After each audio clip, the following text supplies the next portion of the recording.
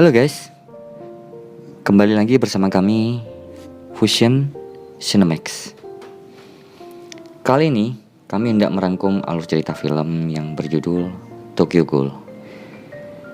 Film ini diangkat dari manga dan anime dengan judul yang sama. Film ini bercerita tentang dua jenis makhluk, yaitu manusia dan ghoul. Ghoul adalah makhluk seperti manusia, akan tapi ghoul makanan utamanya adalah manusia, sehingga ghoul dan manusia tidak bisa hidup berdampingan. Selain itu, ghoul juga mempunyai kekuatan yang sangat besar. Seorang ghoul masing-masing mempunyai kagune atau senjata yang terbuat dari organ tubuhnya, dan setiap ghoul yang memiliki kagune yang berbeda-beda. Ketika ghoul yang satu memakan ghoul yang lain, maka ghoul tersebut akan menjadi lebih kuat dari sebelumnya. Sedangkan di sisi lain, di sisi manusia ada kelompok penyelamat yang bernama CCG yang bertugas untuk membasmi ghoul dengan menggunakan senjata pemusnah yang terbuat dari kagune yang berasal dari tubuh ghoul yang telah tertangkap atau telah dibunuh. Senjata tersebut bernama Queen Key. Sebelum kita melanjutkan jalan ceritanya, sekali lagi kami mengingatkan bahwa ini adalah konten penuh dengan spoiler. Jangan lupa untuk klik like, tombol subscribe, serta loncengnya.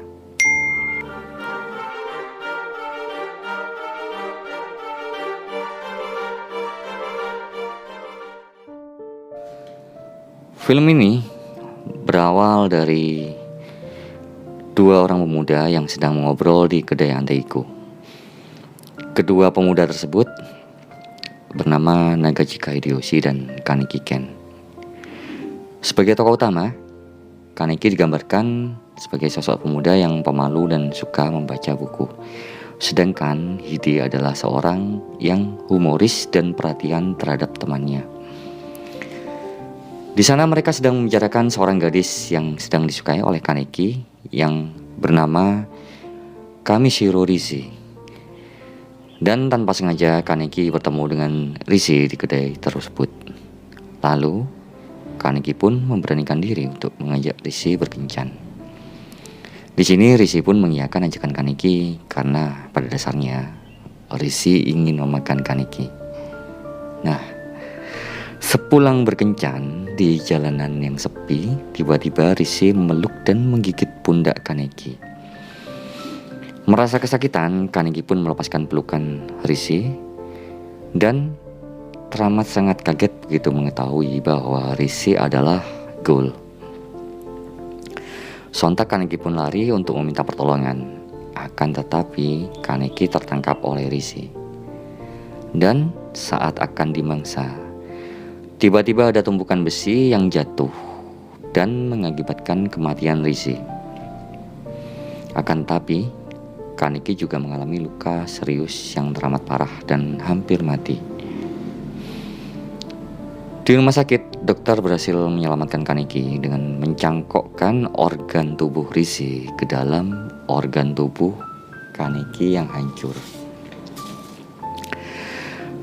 Setelah Kaneki sembuh dan menjalani kehidupan seperti biasanya, saat sedang makan bersama dengan Hide, Kaneki memuntahkan makanan yang sedang dia makan. Lalu dia pun pulang. Sesampainya di rumah, dia terus-terusan mencoba makanan yang ada, akan tetapi tetap saja dia tidak bisa menelannya. Dan pada saat yang bersamaan, dia juga mendengar berita di televisi bahwa seorang ghoul tidak bisa memakan makanan manusia. Dan dia pun pergi untuk bercermin. Lalu dia menyadari bahwa dirinya sudah menjadi setengah ghoul, di mana mata kirinya berubah menjadi mata ghoul. Lalu setelah itu ia pun pergi keluar untuk mencari makan. Di tengah jalan dia mencium sesuatu yang dia merasa dia bisa makan. Pada saat menghampiri tempat tersebut, ia melihat seorang atau sosok ghoul yang sedang memakan manusia.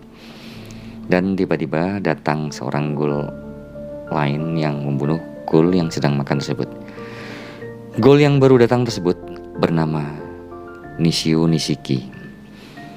Dia membunuh ghoul yang sedang makan karena ghoul tersebut telah berani berburu di wilayah kekuasaannya. Nishiki juga berniat untuk membunuh Kaneki, namun datang seorang ghoul lain, seorang wanita yang menyelamatkan Kaneki.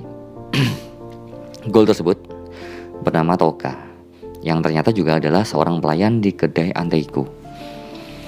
Dan kemudian Toka pun memberikan daging ghoul kepada Kaneki yang kelaparan. Akan tetapi Kaneki menolaknya karena dia merasa bahwa dirinya adalah manusia.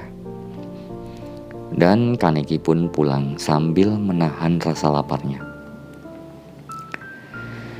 Karena rasa lapar yang tidak tertahankan, keesokan harinya Kaneki pun menemui Toka dan meminta bantuannya untuk mencarikan makanan.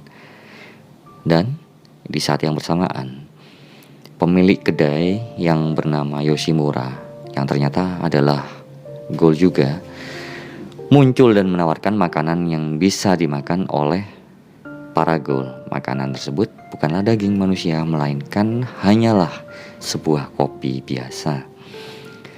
Di tengah-tengah menikmati secangkir kopi, Yoshimura juga memberikan sebungkus daging untuk sarapan besok kepada Kaneki. Keesokan harinya setelah sarapan, Kaneki berangkat ke sekolah seperti biasa. Hanya saja dia sudah mulai menutup mata kirinya dengan penutup mata demi menyembunyikan identitasnya yang sekarang udah jadi setengah ghoul pastinya. Namun ternyata di sekolah Kaneki bertemu dengan Nishio yang juga adalah seorang senior dari sekolahnya, yang merupakan seorang ghoul juga sebenarnya. Selain itu, Nishio juga dekat dengan Hide. Di sini dugaan Kaneki ternyata benar. Tak lama kemudian Nishio menyerang Hide, dan ketika Hide tidak sadarkan diri dan akan dimakan oleh Nishio, kekuatan ghoul di dalam tubuh Kaneki bangkit sehingga berhasil mengalahkan Nishio. Hide yang sudah terluka parah pun akhirnya dibawa ke rumah sakit oleh Kaneki, dan Kaneki pergi ke kedai Anteiku untuk berkonsultasi kepada Yoshimura. Di sini Yoshimura menjelaskan bahwa betapa beruntungnya Kaneki bisa menjadi manusia dan ghoul. Dia juga menjelaskan bahwa pengunjung dan pelayan di kedai Anteiku sebenarnya adalah ghoul. Kedai tersebut juga menjadi tempat perlindungan untuk para ghoul di distrik 20. Kaneki pun akhirnya ditampung oleh Yoshimura dan menjadi pelayan di kedai Anteiku tersebut. Lalu Kaneki disuruh oleh Yoshimura untuk mengumpulkan makanan bersama Yomo. Dan mereka berdua pun mencari makanan di tepi jurang yang tidak lain adalah tempat manusia bunuh diri. Saat keesokan harinya tersiar kabar bahwa ada agen dari CCJ di distrik 20. Agen itu adalah Amon dan Kuryomado. Selain pintar, mereka adalah agen yang dibekali dengan senjata Queen Key yang teramat sangat kuat, sehingga membuat kedua agen tersebut sangat ditakuti oleh para ghoul.